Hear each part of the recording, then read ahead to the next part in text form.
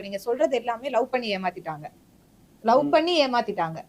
அந்த பையன் நினைச்சா அந்த லவ்ல இருந்து ஒரு ஃபியூ மந்த்ஸ்லயோ ஃபியூ இயர்ஸ்லயோ அதுல இருந்து ரெக்கவர் ஆகி அவனோட லைஃப்ல வேற லைஃப்க்கு போயிடலாம்.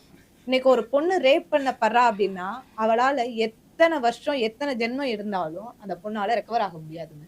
பிசிக்கலாவும் சரி மென்டலாவும் சரி அது எவ்வளவு பாதிக்கும் தெரியுமா? இன்னைக்கு நீங்க சொல்றீங்க இன்னைக்கு நான் ஒரு ரேப் கேஸ் பத்தி ஒரு நியூஸ் பாக்குறேன் அப்படின்னா அந்த ஒரு ஃபியூ டேஸ்க்கு அதோட இம்பாக்ட் எனக்கு நான் விக்டிம் கிடையாது. நான் விக்டிம் கிடையாது. பட் நானும் அந்த பெண் இனத்தை சேர்ந்தவன். நான் பாக்குற ஆண்கள் எல்லாரையும் நான் ஒரு சந்தேக பார்வையோட ஒரு பயத்தோட நான் பாப்பேன் அந்த இம்பாக்ட் இருக்க வரைக்கும். இன்னைக்கு உங்களை பாக்குறேன்னா அந்த ஒரு கேஸ் வந்தோன்னு உங்களை பாக்குறேன்னா உங்ககிட்ட இப்படி சகஜமா உட்காந்து நான் பேச முடியாது.